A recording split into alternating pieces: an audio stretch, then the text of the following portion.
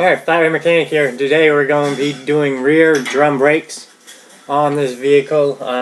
In this video we're going to show you many tips on as far as getting stuck drums off, how to reassemble these brake calipers, and a nice rundown on how their rear drum brake system works.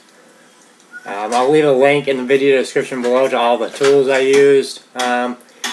As far as getting this drum off, we just sprayed some penetrating oil on it. I'm actually hitting it with a big 5-pound sledgehammer. We live in New England here, so these things usually don't come off very easy.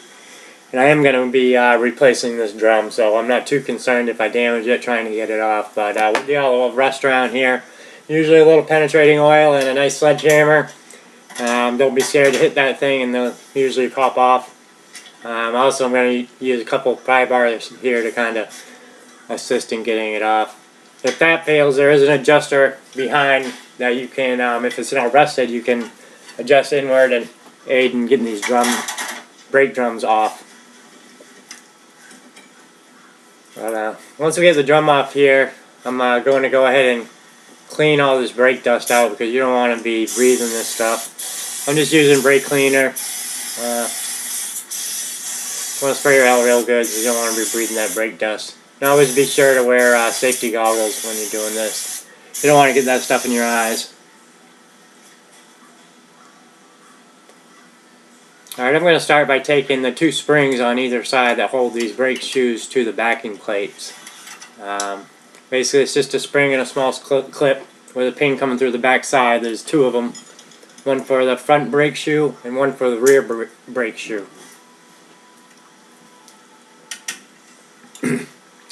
And like I said in this video, I'm not going to be using any of the specialty brake tools, which they do have. I'll leave in the video description below.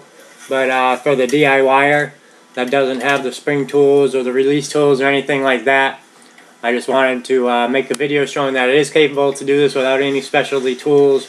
Just some pliers and some channel locks that you can find laying around the house. So you don't really need a whole lot out of the ordinary to be able to do this rear brake job. I'm going to be doing it with, like I said, with all just pliers and some channel locks and some side dikes. So now that we got both these springs off, hold back springs on either side off, I'm just going to pop this brake shoe out of the retainer here so I can take some of the spring tension off. Once we get the spring tension off, it's going to make it much easier to get these rear drum brakes disassembled. You can see the tab there. I'm just going to pull the shoe in front of that. And you can see it releases the spring tension off that lower spring, and that's what we're after. Otherwise, it can be a bear to try and get these springs on and off sometimes if you have full tension on them. So now that we got that loosened up, I'm going to be able to pull this thing apart relatively easily.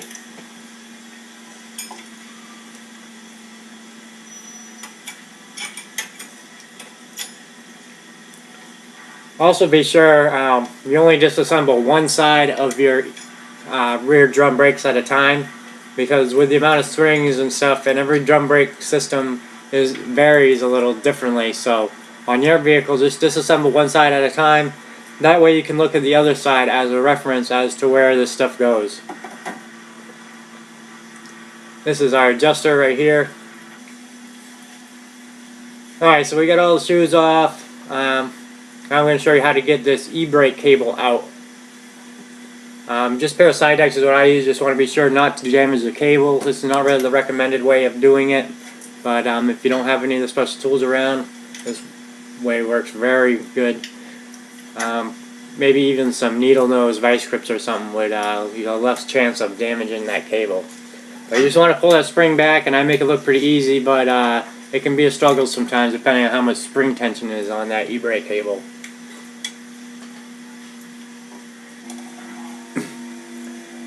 Alright, now we're going to go ahead and clean these mounting pads where the rear drum brake shoes actually ride. So we want to keep those nice and lubed up. That's going to let the pads move nice and freely when you're applying and releasing the e-brake or the brakes on this. You can do this with sandpaper or a grinder. I'm doing it with a grinder, obviously, because I have air tools here, so I'm just speeds the process up quite a bit.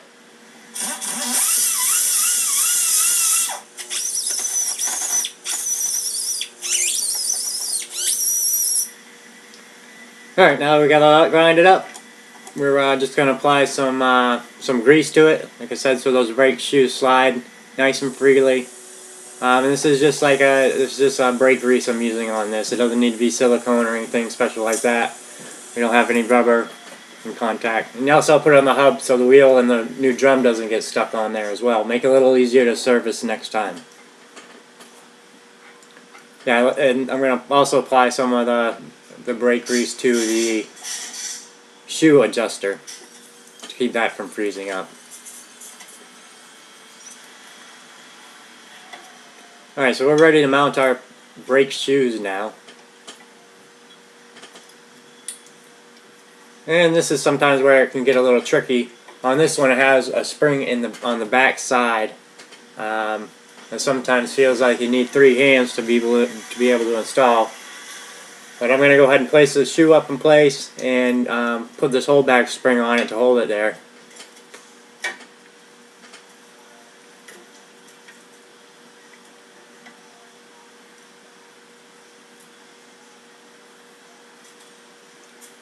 And this time I'm just going to use my channel locks to push the spring back and spin the clip over. They have special tools for this too. Like I said, I'll leave the little brake kit thing. A lot of people have it in the video description below. You're going to get on Amazon pretty cheap. But like I said, this video is geared towards a DIYer that just has your typical household tools around, just to prove that it can be done relatively easy without any special tools. Alright, so we got that rear brake shoe attached for the holdback spring. I'm going to put our adjuster in place here before we set this rear shoe back.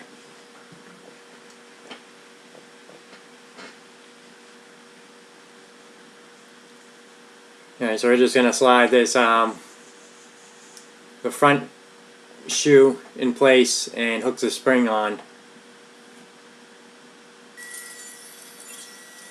which can be tricky.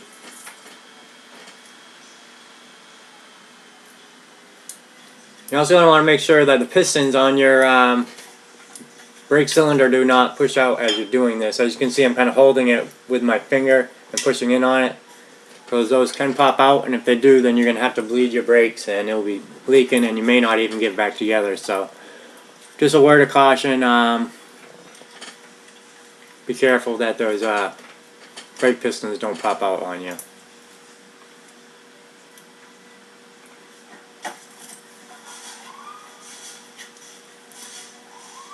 Alright, so here we have our adjuster, this is called a locking tab. It locks the adjuster in place so it doesn't come unadjusted as you're driving down the road.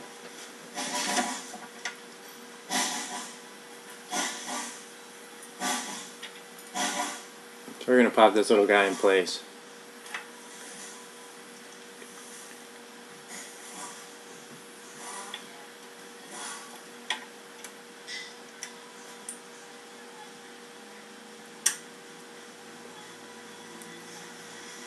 Alright, let's just stay there for a second. We're going to try and get this hold back spring in place so all this stuff doesn't come falling apart.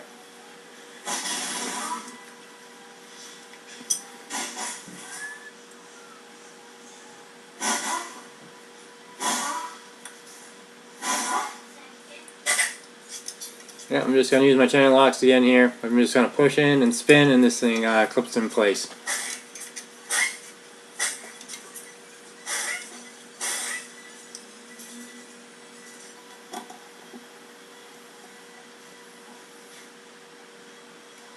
Snap.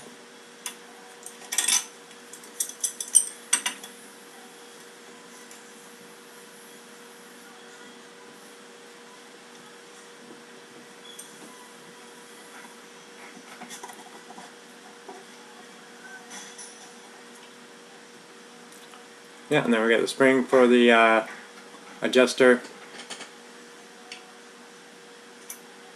hold down, or hold back, I guess you could say, or lock, adjuster lock for these rear brake drum.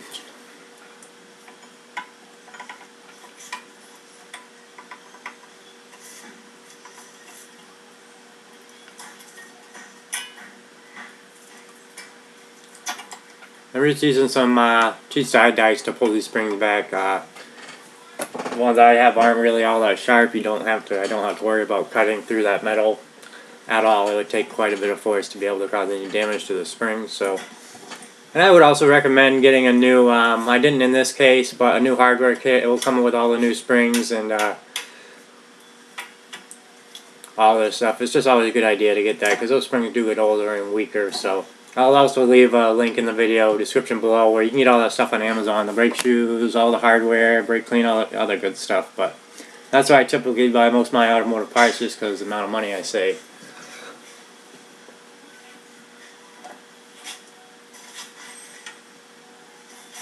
So we're going to go ahead and get this lower spring popped into place.